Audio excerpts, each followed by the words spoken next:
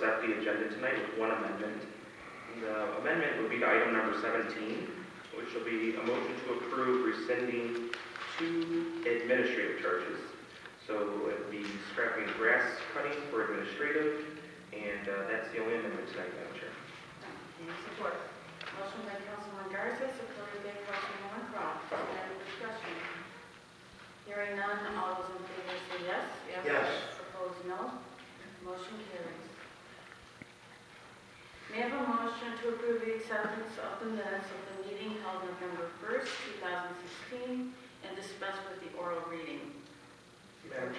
Motion to accept, Madam Chair, and I actually have one amendment to that. That will be to CCR number 11.636-16, and the ayes and nays should be switched, and the motion shall say fail in lieu of carried. Thank you.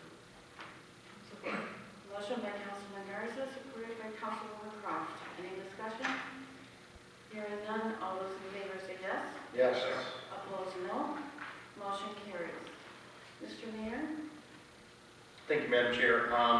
The only thing that I have officially tonight is a last-minute proclamation for Small Business Saturday. We have done this or passed this proclamation in previous years. This is the last meeting prior to the big shopping weekend, the day after or the Saturday after Thanksgiving. So I don't know if somebody wants to read it or if we just want to do a receive and file, but I did promise that I would get this on the agenda tonight. Madam Chair, I'll read it. Whereas the government of Taylor, Michigan celebrates our local small businesses and the contributions they make to our local economy and community, according to businesses in the United States, there are currently 28.8 million small businesses in the United States. They represent 99.7% of all businesses with employees in the United States, are responsible for 63% of net new jobs created over the past 20 years. And whereas small businesses employ over 49% of all businesses with employees in the United States, and whereas 89% of consumers in the United States agree that small businesses contribute positively to the local community by supplying jobs and generating tax revenue. Whereas 87% of consumers in the United States agree that small businesses are critical to the overall economic health of the United States, and whereas 93% of consumers in the United States agree that small businesses are critical to the overall economic health of the United States. Whereas 93% of consumers in the United States agree that it is important for people to support the small businesses that they value in their community. And whereas Taylor, Michigan supports our local businesses that create jobs, boost our local economy, and preserve our neighborhoods. And whereas advocacy groups, as well as public and private organizations across the country, have endorsed this Saturday after Thanksgiving as Small Business Saturday, now therefore be it resolved, Mayor Rick Sollers, along with elected officials in the city of Taylor, do hereby proclaim November 26, 2016 as Small Business Saturday, and urge the residents of our community and communities across the country to support small businesses and merchants on Small Business Saturday and throughout the year. May I have a motion to receive and file? Motion to receive and file. Support. Motion by Councilwoman Cross, supported by Councilman Woolen. Any discussion? Hearing none, all those in favor say yes.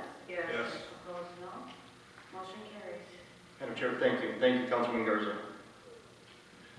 Okay, we'll go on to the regular agenda items. May I have a motion to approve opening a public hearing to determine the necessity of streetlights in the following districts?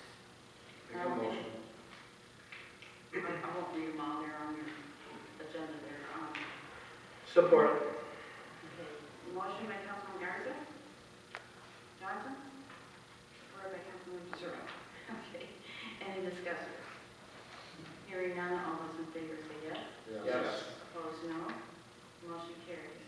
Now is your opportunity, if you have any questions regarding the streetlight districts, to come forward and ask them. And we have our assessor with us tonight, and he is the man with all the answers.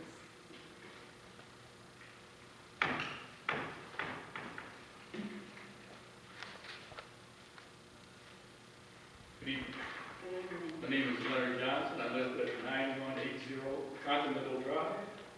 That's at the corner of Continental and Wick. And my question is concerning, are we intending to replace the street lighting presently on Wick Road? It seems as if it has been recently replaced in the last 2 years. And I was wondering if that's included in the study. Mr. Markey, do you have an answer? Madam Chair, in terms of replacing the streetlights, if they're out, of course, they would be replaced. They may or may not be on the list for LED conversion. I'm not exactly sure if the lights you're speaking of are on the list. I can look and get you an answer. Other than that, there is nothing proposed for additional or new lighting scheduled for Wick Road. Madam Chair, the lights on Wick Road have been changed to LED. Okay, Madam Chair, so if they have already been, then that would be how they were staying. Great. Do you intend to come into the Labama Woods subdivision and address the street lighting that's inside the sub? Madam Chair, we would have to look. I don't know if those are private roads or public roads. I know a lot of the subdivisions, the newer ones, they are not public, they're private. And if that is the case, then the association would likely be responsible for those. Again, I'm making some assumptions. What we could do is get your contact information and give you a more defined answer. Great, because that's my concern. If that's not going to take place, or if you're going to get back to me with that information, that would be appreciated. Madam Chair, if I could, Keith, could you raise your hand in the back? Keith Bach is our DPS director. If you could get him your contact information, we'll at least get you answers to your questions. Those answers will likely not impact the item that's on the agenda today, though. Okay, if that doesn't take place, then being living in subdivision, will I still be assessed for new lighting? You're not being assessed for new I lighting. mean, for upgrading of the lighting. You're being assessed for current lighting. So yes, the answer is yes. I don't understand it. If we have current lighting, why would it be assessed for it? There is a 12-year assessment that expires at the end of this year. This is essentially a renewal to that assessment. Understand. Thank you. You're welcome. Thank you. Is anybody? My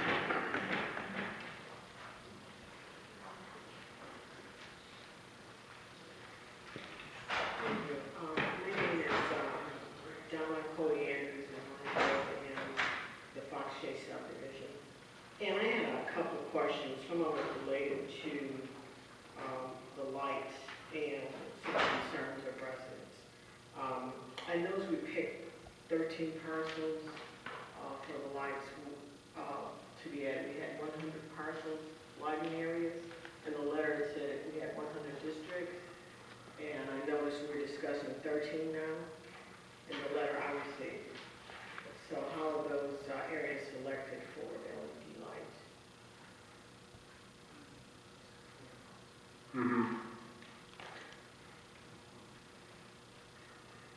Madam Chair, City Council, Mayor Sollers, and general public, the difference is the 13 streetlight districts that are being discussed tonight are charged a rate per lot. And the one that we discussed 2 weeks ago were charging per front foot rate. And when we sent out our letters to the 19,000 residents, we excluded not knowingly the district that will charge a rate per lot. We are now covering those districts tonight. Could you also tell Mrs. Colanders how many districts there are total in the city? I believe we have just under 100 districts in the city of Taylor. There are 13 districts that have a rate per lot, and there are 87 roughly that have a front foot rate. Madam Chair, just Jerry, real quick, can you give us an average cost of per lot? I know the square footage was like, $1 to $5 increase for the year. Is this similar or the same way? Councilman Woolley through the chair. The increase is roughly the same, but these are 100-watt underground halogen lights, which are more expensive to operate. And we have seen those increase about 6% to 9% more than they were a year ago. As far as what the rate is it's running about $80 per lot, but I would have to give you, each lot, each district has a different price per lot. But the increase is roughly $8 more than a year ago, roughly 6% higher than it was in 2015. You're quoting an annual figure? I am, sir. So the $80 would be an estimated increase per year per each of the properties in these 13 districts? Not an increase, Councilman Bezura, but for example, 2015, they would have paid $72. This year, they're paying $80, roughly an $8 increase. Okay, well, thanks for the clarification. Mr. Markey, could you also explain to us how the districts are determined? That's a fair question. The districts were set up in, well, I can tell, 1985 was when City of Taylor began assessing streetlights to the taxpayer. At that time, it was, from what I can tell based on my research, we determined what type of light was in the pole, whether it was mercury vapor, halogen, and then what type of charge Edison was charging City of Taylor for those lights. Once we identified the type of light that was in the pole, we then set up districts on the major roads and also in each subdivision. And because the type of light varies, we have 100 different street light districts based on the type of light that's in the pole. Thank you. Okay, thank you. That answers some questions. In some areas of the cities, there is a different tax resulting from the increases. And while some homes may experience $8 increase, some of the homes in my area have increased average of $20. Now, this alone may not be significant, but when you couple that with other bits and pieces of taxes that are assessed for homeowners, the cost can get to be a problematic. And the reason why I say that because as a realtor, I've talked to seniors in the area, and a lot of their concerns, we do have rising values, and they have risen significantly. And all of a sudden, although the rates are capped each year for tax purposes, the other incremental assessments can help to push some seniors out of the area. And I know we value our seniors. I'm just concerned that we are aware that while some residents can pay, and the average home may be one price, but in some areas, it may be 2 to 3 times the amount for the tax that's resulted from the increases. So, we've done a lot of improvements in the city, but to be aware of how it may affect some residents in other areas, because some areas are not average. And we want to keep these homes in these areas because that's what attracts our new people to the area that makes our community better. There was one other question about the light.